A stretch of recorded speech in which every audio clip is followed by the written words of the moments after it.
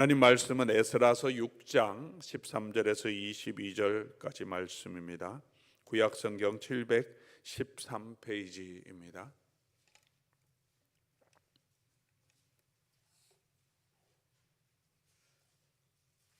에스라서 우리가 매일 성경으로 함께 계속해서 묵상해 나오고 있습니다. 6장 13절에서 22절까지 우리 함께 교독해서 묵상하는 마음으로 읽겠습니다.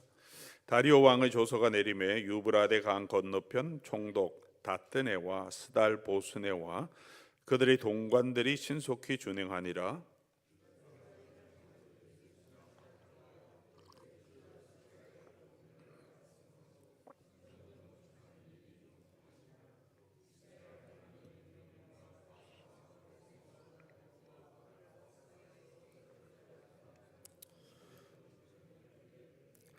다리오 왕 제6년 아달월 3일에 성전 일을 끝내니라.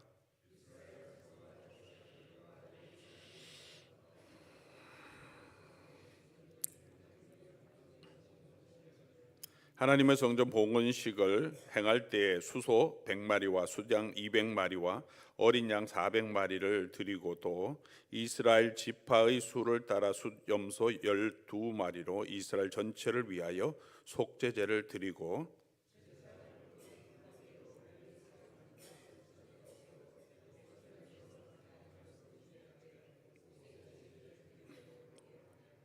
사로잡혔던 자의 자손이 첫째 달 14일의 유월절을 지키되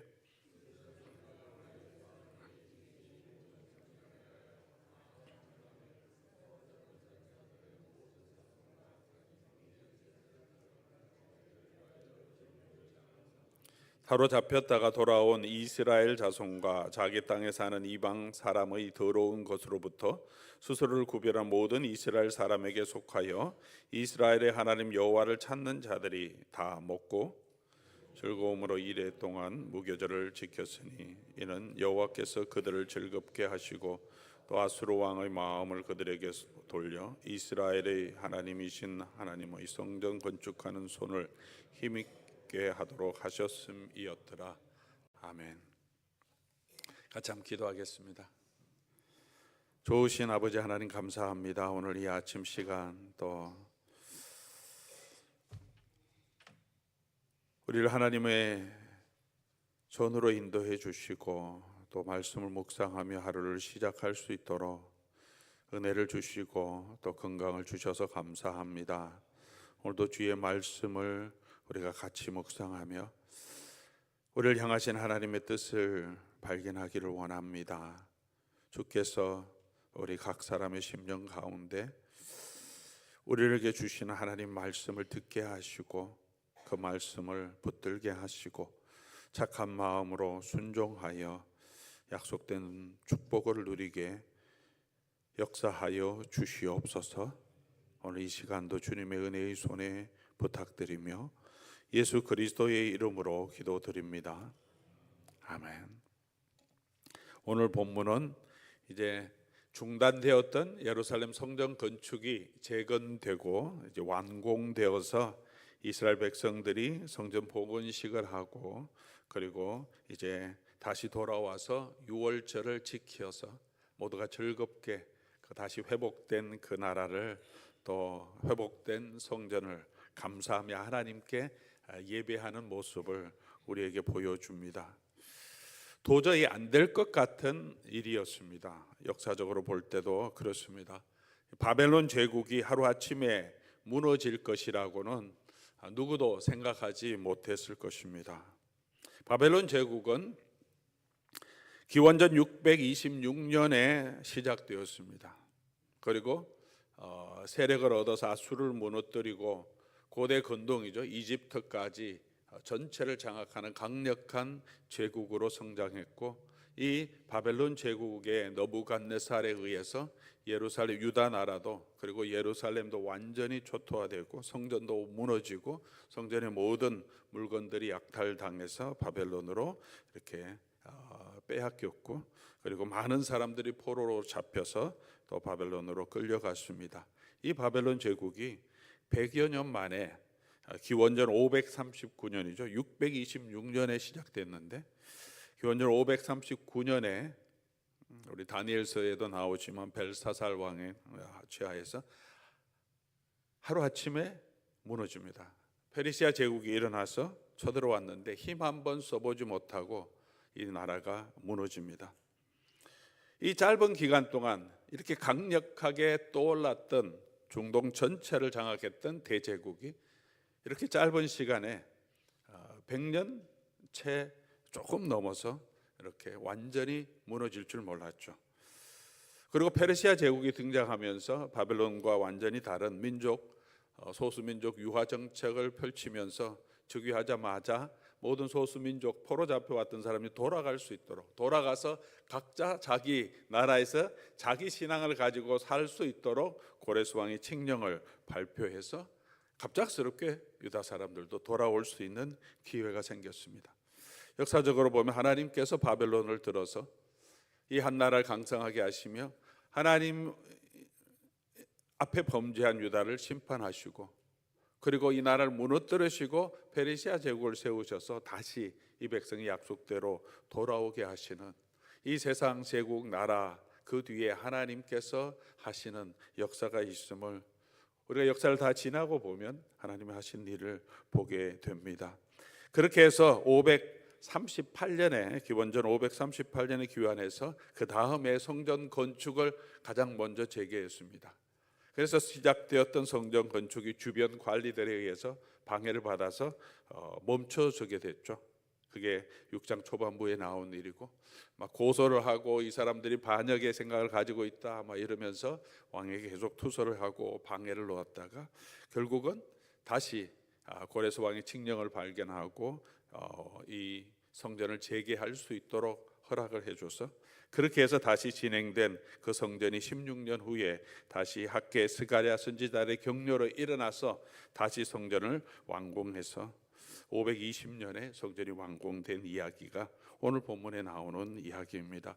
이 본문을 통해서 오늘 우리가 배울 수 있는 교훈은 무엇이겠습니까? 가장 먼저 우리가 이 본문을 통해서 볼 수 있는 것은 이들이 세웠던 성전 건축하는 일이 어려움이 있었고 중단이 되었지만 다시 일어나서 또 재건하는 일을 감당할 때 그 일을 마치게 되었다는 거죠.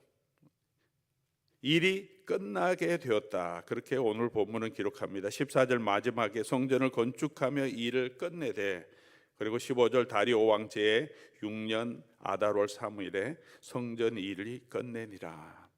성전 일은 성전을 다시 건물만 세우는 것이 아니라 공동체를 다시 세우는 일이 성전의 가장 중요한 성전을 세우는 가장 중요한 일입니다.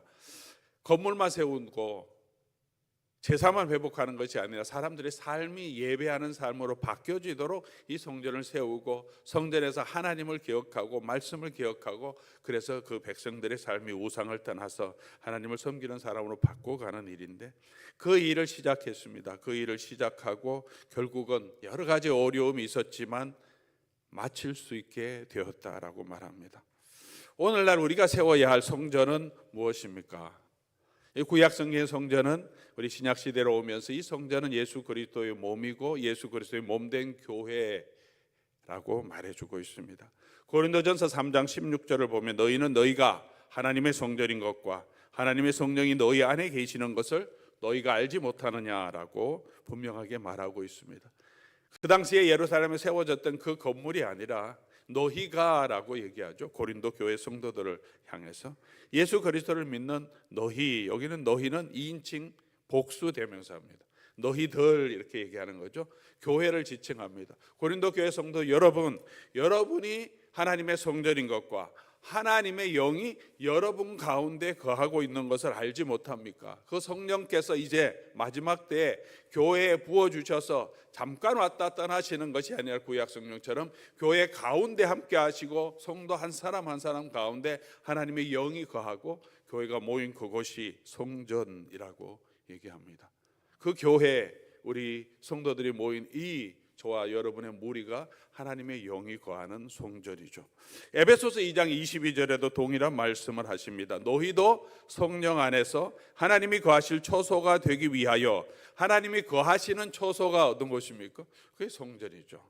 하나님이 거하실 초소가 되기 위하여 예수 안에서 함께 지어져 가느니라 라고 말합니다. 너희, 여기서 너희는 어떤 한 사람이 아니라 에베소 교회 성도들 복수를 얘기하죠. 교회를 얘기하면 너희가, 우리가, 하나님이 우리 가운데 하나님의 영이 거하시는, 하나님이 거하실 초소가 되어서 이제 우리가 만들어져 가고 있다라고 말합니다. 우리가 성전으로 세워져 가고 있다는 거죠. 예루살렘에서 다시 돌아온 포로 후의 백성들이 성전을 다시 세우고 재건축하고 수리하고 세워가듯이 우리가 계속해서 우리 성전된 우리 교회를, 우리 성도들의 우리의 삶을 말씀으로 이렇게 다시 무너졌던 것을 세워가야 할 사명이 우리에게 있습니다. 그렇게 해서 이 에스라서의 내용은 저와 여러분에게도 분명하게 연결되는 하나님의 권면이 있습니다. 우리는 그렇게 만들어져 가고 있는, 또 하나님의 영이 거하실 초소로 되기 위해서 지금 우리가 지어져 가고 또 짓고 있는, 그렇게 재건을 하고 공사를 하고 있는 중에 있는 사람들, 이 땅에 있는 교회는 그렇게 만들어져 가고 있는 교회, 그래서 공사 중인 교회인 거죠. 우리 계속해서 이것을 맞춰야 할 사명이 있습니다. 한 사람 한 사람, 저와 여러분도 하나님의 영이 거하는 성전이 되고, 우리가 그 성전의 일부로서 함께 어우러져서 하나님의 영이 거하는 성전으로 아름답게 세워가야 할 사명이 우리 모두에게 있는 거죠. 그게 교회의 사명입니다. 그런데 그 일에는 방해가 있습니다. 에스라서와 또 느헤미야서가 연결되어 있는데, 성전을 건축할 때, 그리고 성벽을 건축할 때 여러 가지 방해가 있습니다. 내부에 분열이 있습니다. 재료도 많지 않습니다. 바깥에 외부에서 위협이 있습니다. 그럼에도 불구하고 계속해서 성전을 재건하고 성벽을 재건하는 일들을 보여주고, 결국은 그 일이 완성되는 것을 우리에게 보여줍니다. 우리가 하나님 안에서 아름다운 교회로, 또 하나님의 영이 거하는 성전으로 지어가기 위해서 우리가 노력해야 되죠. 함께 노력해야 합니다. 교회가 정말 말씀대로 살아갈 수 있도록 우리가 서로 노력하고, 이를 방해하는 수많은 악한 사단의 세력들이 우리를 공격합니다. 우리의 욕심을 공격하고 교회를 자꾸 나누고, 사람들로 하여금 서로 부딪혀서 힘들게 하고 교회를 떠나게 하고, 지도자들을 공격해서 영적으로 무너지게 만들고, 우리의 욕심을 자극해서 이 세상 문화가 우리 가정을 무너뜨리고 우리 자녀들을 무너뜨리면서 교회의 미래 세대가 말씀 안에 서지 못하도록, 이 땅에 세속적인 문화에 젖어들도록 수많은 방해를 통해 교회 안에 교회 밖의 세력들이, 그 뒤에 있는 사단의 마귀가 이 교회를 무너뜨리려고 지금도 삼킬 자를 두루 찾아다닌다. 어떻게 해든지 교회가 무너지기를 바랍니다. 그런 방해는 계속될 것인데, 오늘 본문을 읽으면서 가장 제 마음에 그래도 위로가 되는 것은 끝낸다, 끝날 때가 있다는 거죠. 이 싸움을 마칠 때가 있고 우리가 마지막 최후 승리할 때가 있다는 거죠. 이 싸움의 끝은 우리가 끝장내는 것이 아닙니다. 이스라엘 백성들이 다시 재건할 수 있게 하는 것도 이스라엘 백성의 능력만으로 된 것이 아니고, 하나님이 함께 하시고 하나님이 강대국의 왕들의 마음을 감동시켜 주시고 하나님의 손이 그들과 함께 했기 때문에, 그죠? 우리 17절 맨 마지막에 나오죠. 성전 건축하는 손을 하나님이신 이스라엘의 하나님이신 하나님의 성전 건축하는 손을 힘있게 하도록 하셨습니다. 여호와께서 힘있게 하도록 하셨기 때문에, 그리고 이 일을 하게 끝내게 하십니다.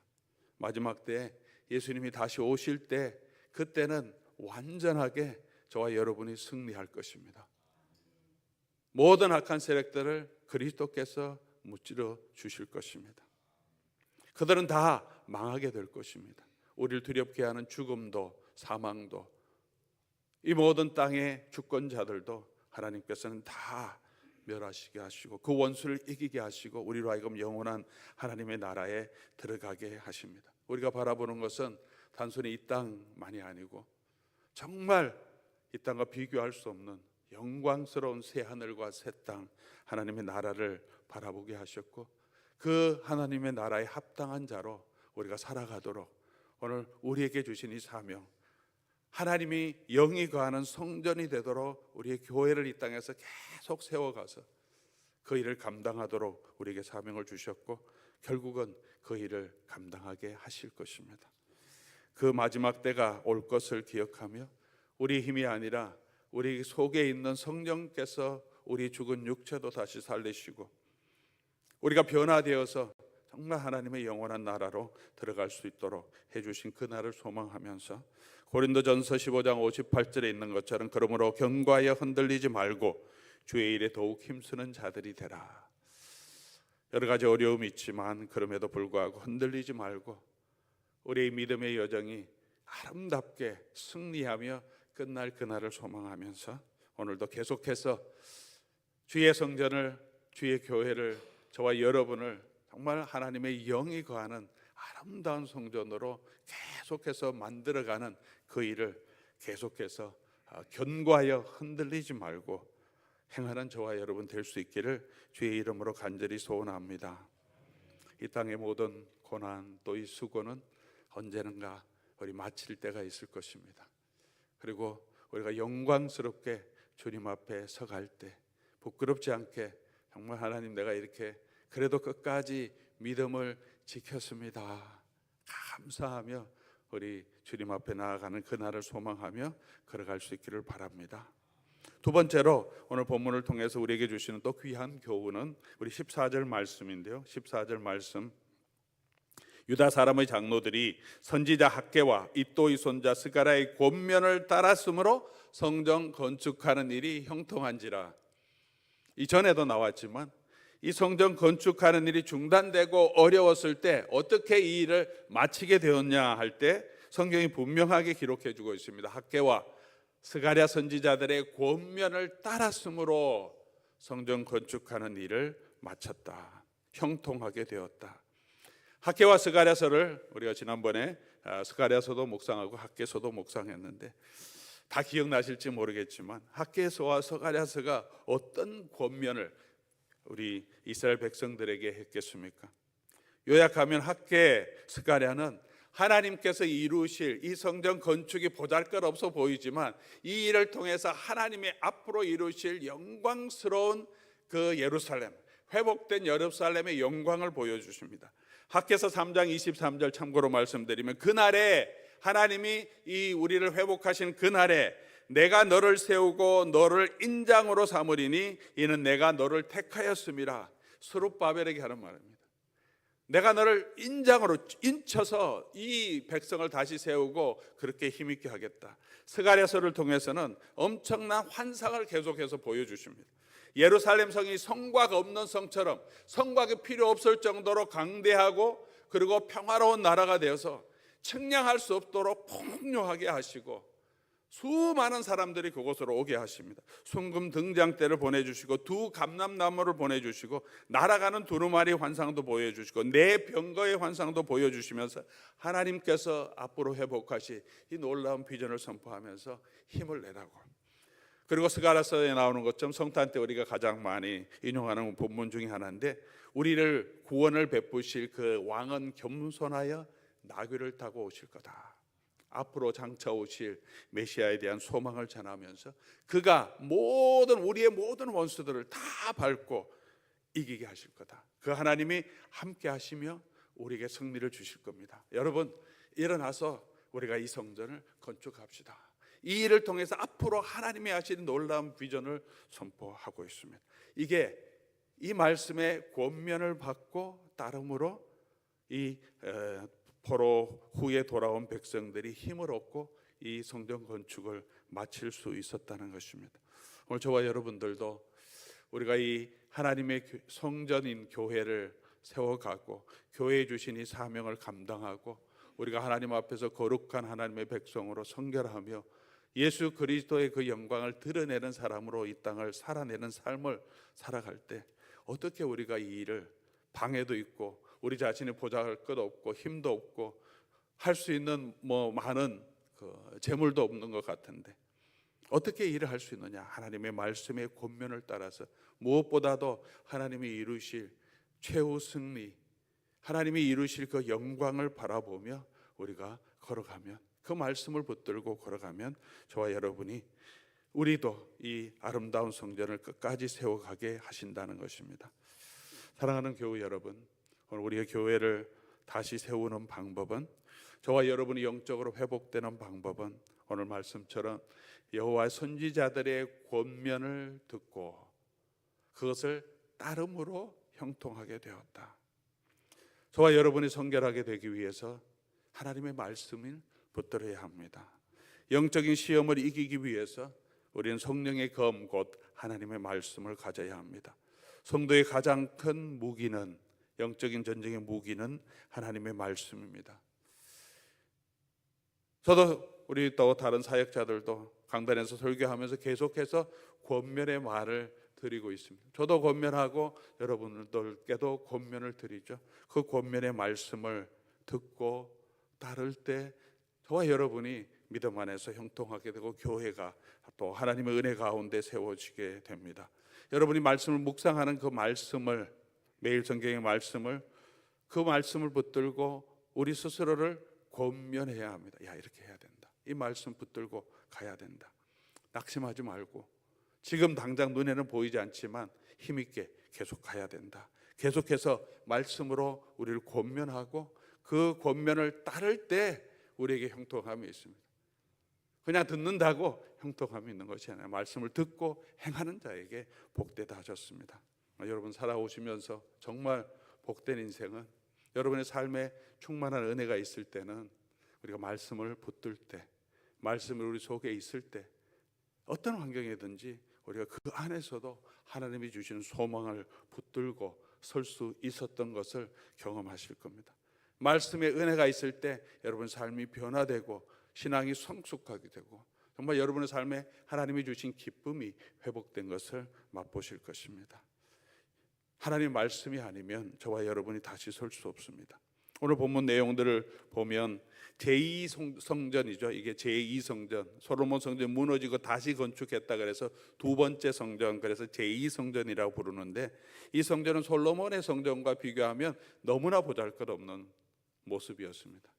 열왕기서를 보면 이 성전이 역대기서도 그러고 에스라서도 그러고 이 성전이 다시 세워지는 것을 보면서 옛날 성전을 보았던 사람들은 너무 좀 만감이 교차된 모습들을 보여줍니다. 성벽도 그렇고 성전도 그렇고 옛날과 비교할 때 너무 보잘것없이 다시 세워졌거든요. 오늘 본문에도 이들이 성전 봉헌식을 할 때, 제2성전을 봉헌식을 할 때 몇 마리의 그 제물이 드려졌느냐 기록하고 있는데, 몇 마리가 드려졌습니까? 17절 보니까 하나님의 성전 봉헌식을 행할 때 수소 몇 마리? 100마리, 수양 200마리, 어린 양 400마리, 이 정도로 드렸다는 거죠. 꽤 많은 것 같은데, 솔로몬이 성전을 재건하고 봉헌식 할 때 이 제사가 몇 마리가 드렸냐 하면, 역대하 7장 5절 우리 역대하를 묵상하면서 보았지만 소가 2만 2천 마리, 양 22만 마리, 비교도 안 될 정도로 그렇게 절어들었습니다. 그러면 실패한 거냐? 옛날의 영광을 회복하지 못했기 때문에 우리가 세워봐야 200마리 정도, 2만 마리, 20만 마리를 드릴 그런 영광스러운 성전을 건축했는데 이제 다 무너지고 다시 세우려고 하는데 너무나 보잘것없는 거죠. 옛날 영광을 보았던 사람은 눈물을 흘립니다. 우리가 어떻게 이렇게 됐나? 그래도 다시 건축했던 것으로 또 감사하면서 눈물을 흘리면서 하나님 앞에 나옵니다. 그러나 오늘 보면 이렇게 기록하고 있습니다. 18절 말씀 보니까 제사장은 그 분반대로, 레위 사람들은 그 순차대로 세워 예루살렘에서 하나님을 섬기게 하되 모세의 책에 기록된 대로 하게 하니라. 이게 중요한 말씀이에요. 모세의 책에 기록된 대로 하게 하니라. 사람 숫자도, 돌아온 백성의 숫자가 옛날만큼 그렇게 수백만 명 되지도 않습니다. 몇십만 명밖에 안 되고 보잘것없고 재료도 많이 없지만 그래도 이 사람들이 한 것은 모세의 책에 기록된 대로 하고 그 기록된 대로 감사하며 하나님 앞에 유월절을 지키며 즐거워합니다. 중요한 것이 뭡니까? 우리가 스케일이 크든 작든 우리의 건물이 크든 작든 중요한 게 뭡니까? 내가 옛날처럼 강건하고 힘이 있고 능력 있게 일을 하지 못하더라도 지금은 늙었고 힘도 없고 할 수 있는 것도 제한되었더라도 우리가 해야 될 가장 중요한 게 뭐냐면 모세의 율법대로 말씀대로 하느냐는 거죠. 제2성전을 건축하는 사람들은 물론 스케일은 많이 작아졌지만 보잘것없지만 하나님의 말씀대로 했다라고 에스라는 기록하고 있습니다. 말씀대로 하는 것이 성공의 삶이죠. 더 큰 영광, 더 큰 스케일로 세우는 것만이 성공은 아닙니다. 오늘도 저와 여러분이 오늘 우리의 삶 현실 가운데서 오늘 내가 하나님이 주신 말씀대로 살아가면 그 하루는 우리가 성공한 삶이고, 그렇게 말씀대로 말씀의 권면을 듣고 순종해 걸어가면 그 하루 그 한순간은 우리가 말씀대로 하나님의 전을 건축한 성공적인 순간이 되는 것입니다. 선교도 그렇습니다. 교회도 그렇고 선교도 그렇죠. 우리 눈에 보이는 것들 많이 집착하면, 저도 그런 마음이 있고 아마 여러분도 그럴 겁니다. 성도들도 더 많아지고 막 부흥하면 큰 부흥이 일어난 것처럼 생각합니다. 목회자도 의시되고 성도들도 기분이 좋죠. 분위기도 좋아지고 사람도 많고 재정도 있고 할 일도 많고. 그렇지 못하면 낙심됩니다. 선교도 그렇습니다. 어느 곳에 이렇게 선교를 가다 보면 건물이 막 세워지고 막 새로운 게 지어지면 선교 잘한다, 이곳에 뭔가 있는 것 같다, 그렇게 마음이 듭니다. 보이는 것이 있기 때문에. 그것으로 전부 모든 사역과 선교를 판단할 수 있는 건 아니죠. 왜냐하면 건물이 많이 들어서더라도 그 선교가 하나님이 말씀대로 복음의 은혜대로 제대로 복음을 전하고 한 사람 한 사람을 말씀으로 변화시키며 세워가는 그런 사역이 있는지 없는지, 그게 있어야 성공하는 거죠. 건물만 크게 짓고 센터만 크게 지어서 수많은 사람이 왔다 갔다 한다고 해서 성공이라고 말할 수 없죠. 잘한다고 말할 수 없습니다. 우리의 삶이 겉으로 보기에 번지르르 하다고 해서 우리의 신앙이 좋고 내 삶이 평통하다고 말할 수 없습니다. 우리의 삶에서 우리가 정말 하나님의 말씀대로 행하는 부분들이 있느냐로 하나님은 저와 여러분을 판단하시지 외모로 판단하지 않으신다고 말합니다. 우리 야고보서 공부할 때도 하나님은 외모로 취하지 않으니까 너무 서로 차별하지 말. 옷 입은 것 때문에 좋은 옷 입고 부자라고 해서 대접하고 가난하고 남노한 옷 입은 사람이라고 해서 무시하지 말라. 하나님 우리의 자신, 우리의 마음을 보시고 하나님 우리의 심중이 하나님 앞에서 정직한가를 보시고 우리의 성공은 말씀대로 오늘 내가 순종하느냐, 그것이 오늘 저와 여러분의 성공의 잣대라는 것을 우리가 다시 기억해야 합니다. 계속해서 기억해야 합니다. 왜냐하면 저와 여러분은 이 세상에 살고 있고 우리는 이 보이는 눈으로 외모적인 것들로 판단할 수밖에 없는 그런 사회적인 환경에 있기 때문에 그렇습니다. 계속해서 말씀으로 우리 자신을 돌아보고 말씀으로 격려함을 받고 말씀대로 행하는 것, 하나님께서 우리에게 맡겨주신 그 일에 충성하는 것, 신실한 것, 그것이 하나님이 저와 여러분을 평가하는 잣대지, 우리가 얼마나 외적인 성공을 했느냐 그 모습으로 하나님은 결코 우리를 평가하지 않는다고 성경은 누누이 말하고 있습니다. 우리가 이 말씀을 듣고 우리가 끝까지 제2성전 성전하면서도, 성전을 건축하면서도 모세의 책에 기록된 대로 하게 하니라. 사랑하는 교회 여러분, 오늘 저와 여러분이 하루하루 걸어가면서 또 우리 교회를 세워가면서 하나님이 주신 말씀대로 우리 자신을 돌아보고 또 말씀대로 세워가는 그 일을 하면 하나님께서 하나님이 하실 일을 해주시고 하나님 부흥케 하실 것이고, 말씀이 흥왕한 힘을 얻으면 저와 여러분의 삶에 하나님이 주시는 기쁨과 평안을 누리게 하시고 그 안에서 하나님이 주시는 능력으로 저와 여러분이 형통하게 걸어갈 수 있도록 주께서 인도해 주실 것입니다. 하나님을 바라보고 우리가 오늘도 우리가 삶의 끝날까지 하나님 말씀 붙들고 걸어갈 수 있기를 바랍니다. 그렇게 하나님 앞에 드리면서 이제 유월절을 지킵니다. 자기 몸을 정결케 하고 하나님 앞에 유월절을 지키는 거죠. 예배를 하러 하나님 앞에 나오는 거죠. 자기를 정결하게 하고 20절, 21절에도 이방 사람들 가운데서 스스로 구별되게 우리가 그렇게 말씀대로 우리 자신을 지키며 성전을 건축하며 정결하게 하는 방법이 뭡니까? 죄를 회개하는 거죠. 우상을 버리는 거예요.